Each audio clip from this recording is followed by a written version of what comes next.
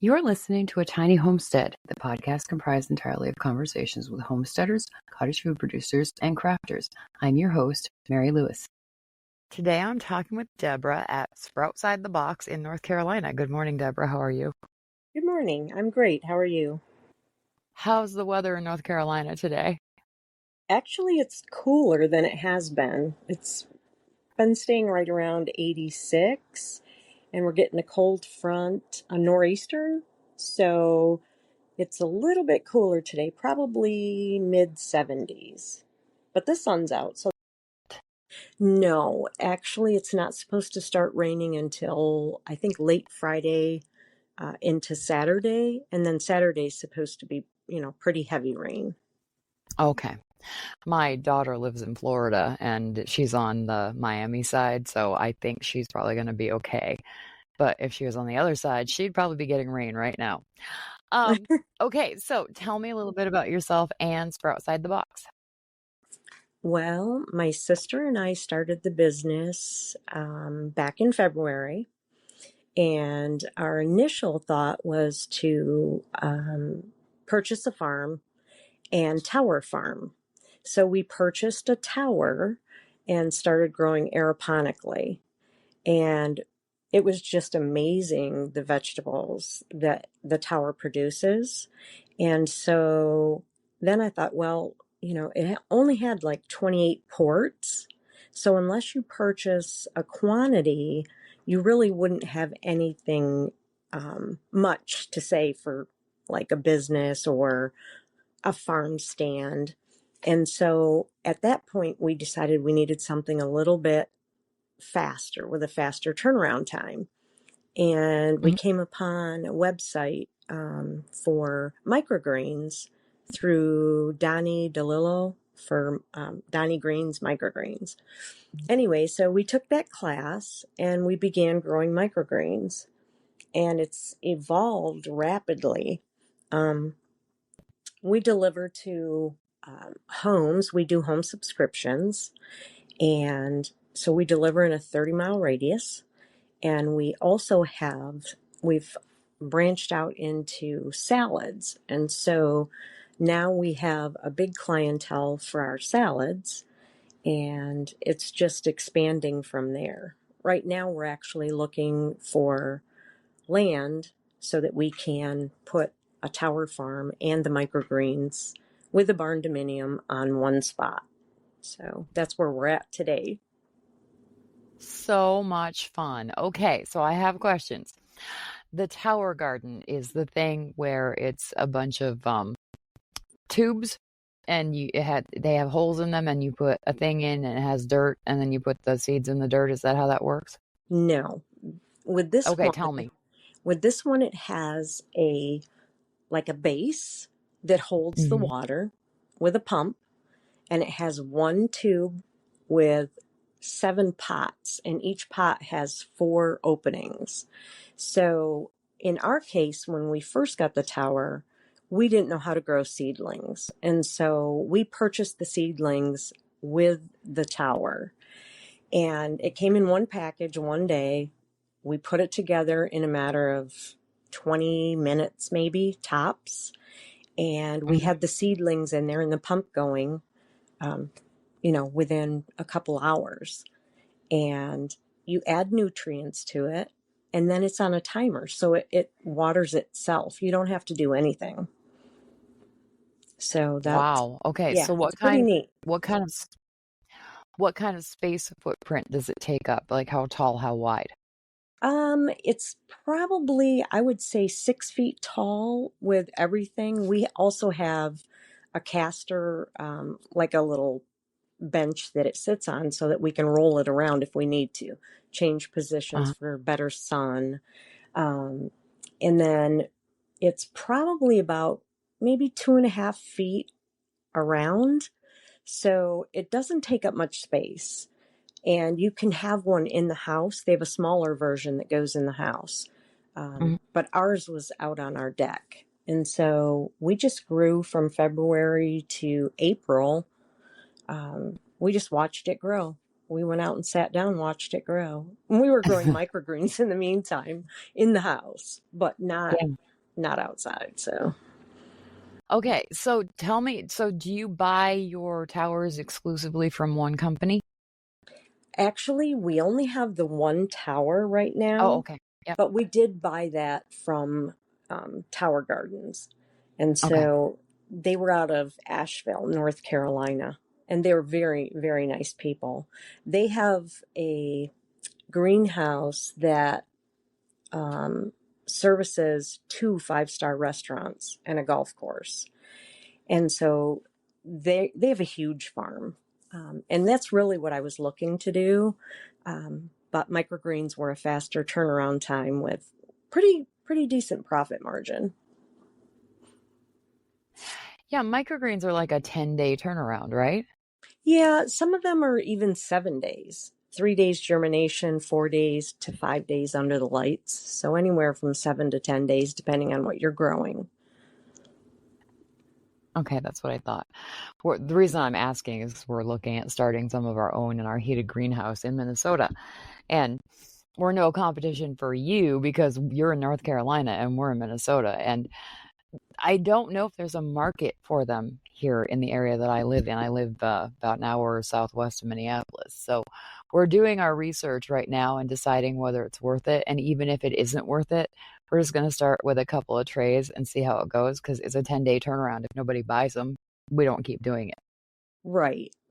And the funny part is once you start, and like when we started ours, anything that we had in the tray left over, we made into samples. And then we handed samples out either to restaurants or to the neighbors or anyone that would take one.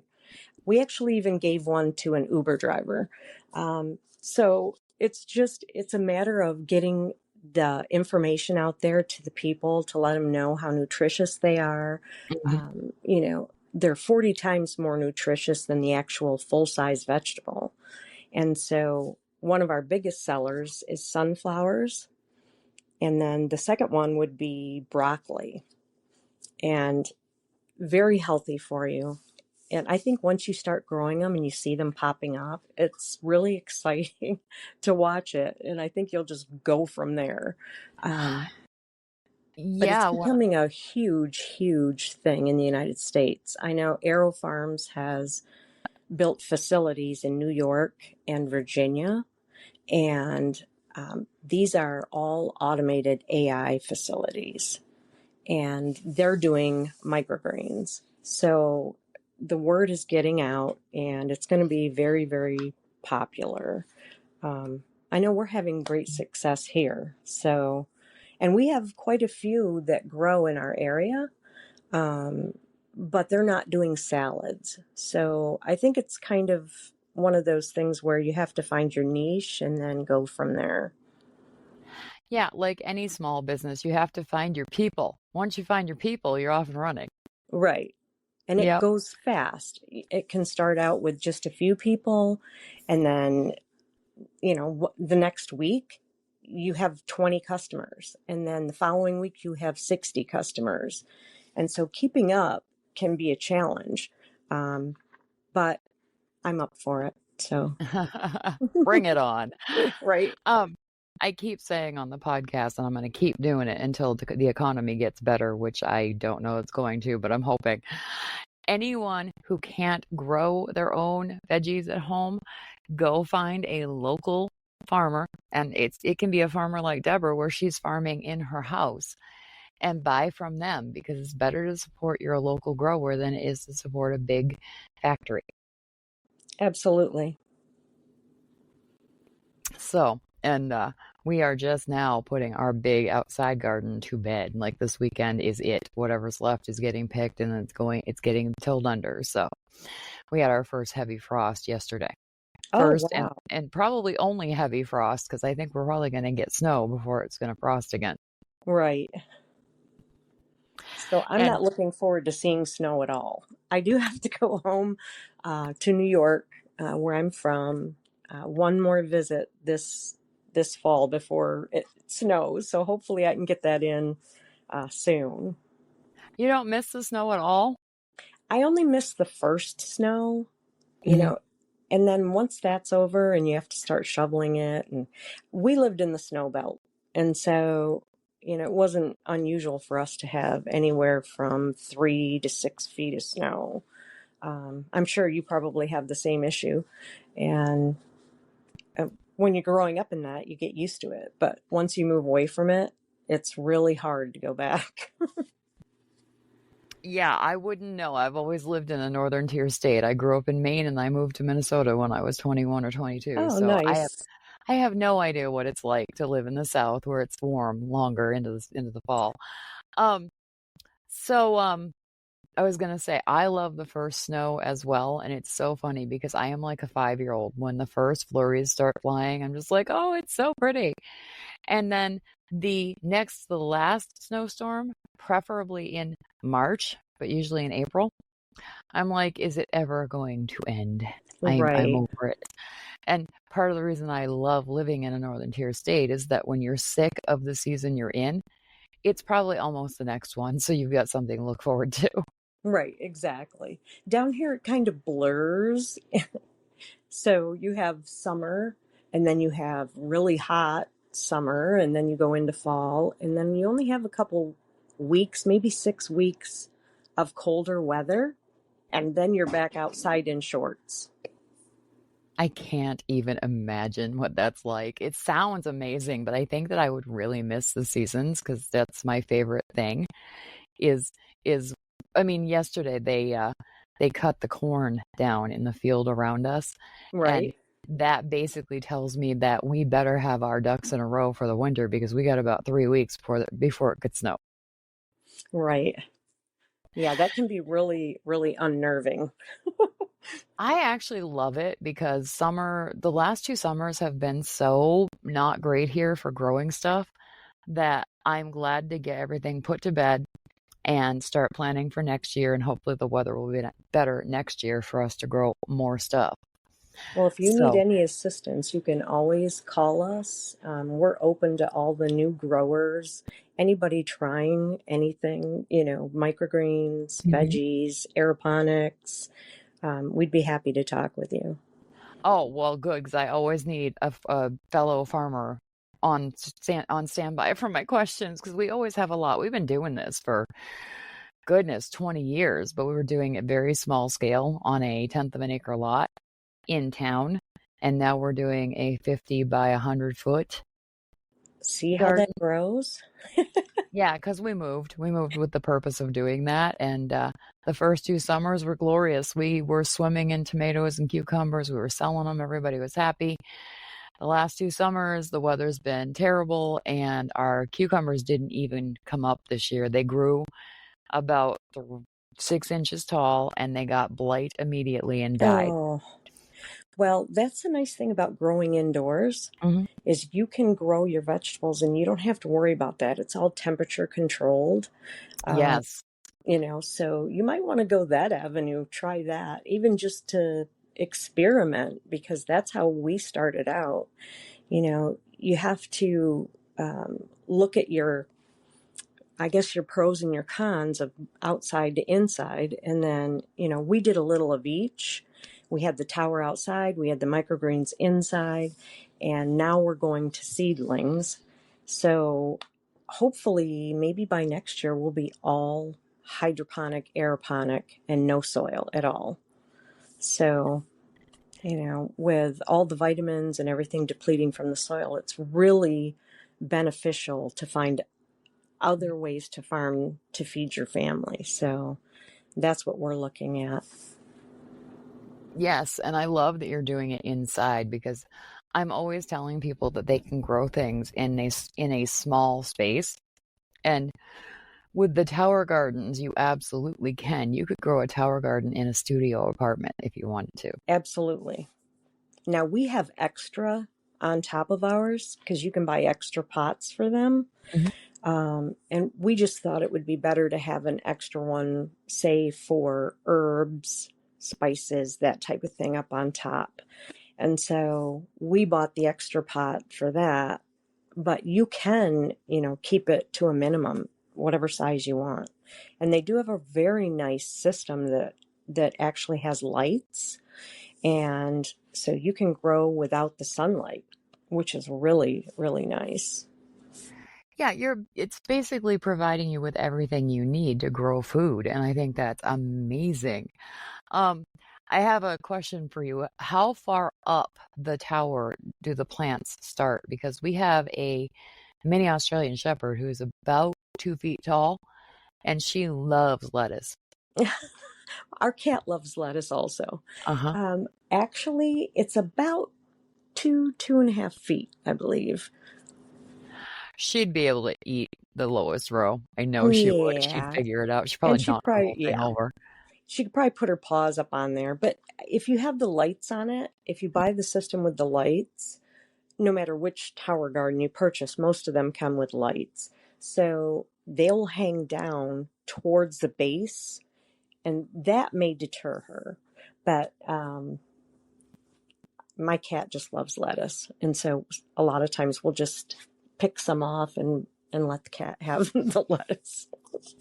Yeah, probably don't want to grow catnip in the tower And if you have oh, no, cats. no, no, no, no. There's certain things they recommend and certain things they don't. Hmm. Any of the tomatoes, you can grow them, but you need a special apparatus that's like a cage, like you would have outside in your normal garden. Sure. And that holds the vines and stuff. But we haven't grown those. We grew bok choy, which was amazing. Um, the plant was probably 1.5 feet all the way around. It was just amazing. And it came out of this little tiny 2-inch pot, that was in the side. And the roots go right down into the center. So you don't see any of that. All you see is the beautiful vegetation, and it's just gorgeous. You It, definitely have to try that. it's a living piece of art. Yes. Yeah. Um, do you have a YouTube channel by any chance? We do not have a YouTube channel. We are on Facebook. We're on Instagram under Sproutside the Box. Um, but as far as a YouTube channel, we don't have that yet. Okay, I'm gonna recommend that you start one because you should be taking video of your plants from when you put the seeds in until they're ready to pick. Like timer, I don't know what it's called, time lapse? Time Time lapse. lapse photos. Because that would be amazing as a video on YouTube. That would be great. We've been doing that the last few days with our seedlings. I was Yeah. amazed at how fast these things popped out. Hmm. I think I planted them on Sunday, and we already have like a 1/4 inch of vegetation popping up from the top of the little planter. It's just amazing. So pretty soon we'll be able to just fill our tower ourselves and not have to purchase seedlings at all. Yeah. Yeah. It'll cost you a lot less money. Yes. Um, anyone who's never actually planted a seed and waited for it to sprout is missing out because it is so amazing when those little leaves break the surface. And it sounds dumb, but it's not. It's really not dumb. I It's thought the really same thing. exciting. I thought, whoa, I can't wait to get the seedlings in the mail and put them in the tower garden. And then it wasn't it wasn't like more than 3 days, and the seedlings I planted popped up, and I thought, wow, this is so much easier than I thought. So yeah, you're right. It's really incredible to watch them. Yeah, every February, my husband starts planting seeds in the little seed trays on our kitchen table. We have a light that we hang, so they get the light to start growing. And I lose my kitchen table for 8 to 10 weeks because all the seedling trays are on there. And when he gets it set up, I'm like, kitchen table's gone for 8 to 10 weeks.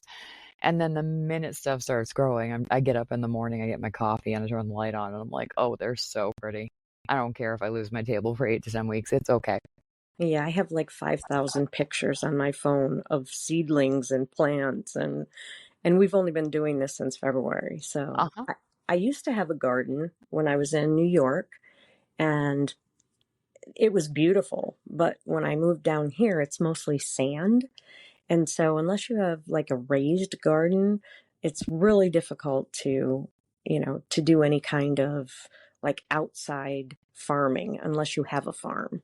Mhm. So Even flowers are difficult, down here with all the sand because we're pretty close to the shore here.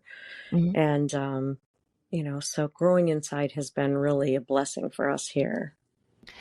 Yeah, and it would be a blessing for someone who lives in the middle of a big city. Yes. Actually, I saw a couple gardens that were on rooftops. And in the inner cities, they're starting tower garden farms for the inner cities to feed everybody. Mm. So I think that's just amazing. Yeah, isn't it astounding that everybody is jumping on board with this? And we could have been doing this all along. Right. I'm not sure why we were so behind on this because, you know, our grandparents farmed and then our parents farmed and then we kind of urbanized everything. So, it's like with technology, everything moves really fast now. So, I think it won't be long before you don't even see farms, traditional farms. I think you'll see just vertical farms. Well, the thing that's great about that is that growing up means more room. Absolutely. And I will tell you, we grew butternut squashes one year when we lived at the old house, and we grew them up instead of out. We had trellises that could support them. Hmm. And we had the most beautiful, gorgeous, humongous butternut squashes that fall. And my husband has grown the squashes out across the grass here. And we haven't had nearly the luck with the squashes doing it that way. So I think I have him convinced to put trellises up next year to grow them up instead of out again. I think you can do almost anything like that. Anything that's vining, you can Mhm. do it on a trellis or an archway. You can. And people think that the weight of the fruit will break the stem, but it doesn't. The plant will grow a stem thick enough to support the weight of the fruit. That's interesting. Yep. My dad thought we were crazy growing butternut squashes up instead of out. And he said, "You let me know how that goes." And my dad's a gardener. He's had a garden forever. And I sent him pictures of these foot and a half tall and 6 to 7 inch wide at the base butternut squashes off those plants. And he was like, "I will be damned. It worked." Absolutely. And I said, "Well, what was the other option? They fell off." I mean, even Right. even if it didn't work, at least we learned it doesn't work. Right. Exactly. And I've seen some beautiful, beautiful gardens online where they put lights in them and people come at night and just sit. They see all the lights and the plants and the vegetation and the archways, and it's just beautiful. And they get to breathe all that wonderful oxygen that the plants are off Yeah. gassing. Yes, it's amazing. I love it. Okay, so you said you want to move to a bigger land plot. I'm saying this terribly. I'm sorry. So that you can have more of the towers, is that right? More of the towers, but we want them inside. We want the towers and the microgreens inside. Uh-huh. So we were thinking on the lines of maybe a barn dominium or finding a farm that has a barn, so that we can have it all temperature controlled, and then no matter what happens, rain, cold, frost, we're inside. So that's where we're at right now, but it really only takes some of the biggest microgreen farms are like 1,200 square feet because they're all vertical. So it's just amazing what you can do in a small space, to feed thousands of people. Hmm. So Absolutely. Yep. that's what we're looking forward to. So do you sell your microgreens and your salad mixes at farmers markets, or do you just do where Yes, people you do? Okay. we do. We started out with the clamshells. We had two different size clamshells and we were doing subscriptions, and that went okay. But it really took off when we took the live trays to the show. Hmm. Um, People were amazed. We actually harvested them right there with a chef's knife, packaged them for them. They could pick what they wanted.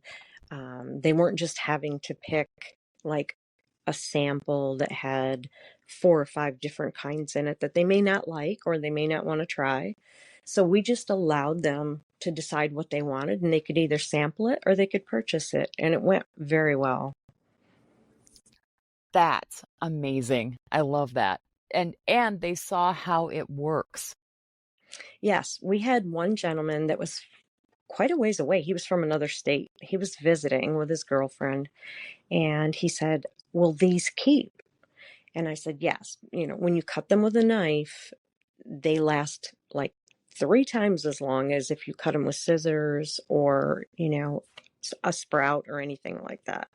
And so we cut them, we put them in the clamshell. We just told them to keep them cool and try to keep the moisture off them. You know, if it was hot, don't leave them in the car. Mhm. And he said he would put them in his cooler, and he sent us a message and said they made it just fine, and he had them for approximately a week after he got home, and he loved them. And so now he's looking to grow his own also. Awesome. Awesome. I am so glad I found you on Facebook. This has been so educational and enlightening for us, for me, for us, so that we can start thinking about this more and doing more research. And I lost what I was gonna say. The sprouts. They can be for smoothies, they can be for salads, they can be for a stir fry, right? Right. They're actually microgreens. Yes, that, sorry. Yeah, no, that's okay. These are basically, yes, these are Okay. basically just microgreens from seeds. And we purchased the actual organic microgreen seeds. And then sprouts are just the seed, and they're grown in water. And so that's the first step. And then Okay. from there, they go to microgreens, and then baby greens, and then the full vegetable. Those are the 4 different stages. See, I'm learning new things all the time. Thank you. Oh, All right, Deborah, I try to keep these to half an hour. We got about a minute and a half left. What is your website, please? it is www.sproutsideTheBox.com. Okay, and you're Sproutside the Box on Facebook and Instagram, yes? Correct. All right, awesome. As always, people can find me at atinyhomesteadpodcast.com, and please go check out my Patreon. It's patreon.com/A Tiny Homestead. Deborah, I am so tickled that you had time to talk with me today. This was so much fun. It was fun.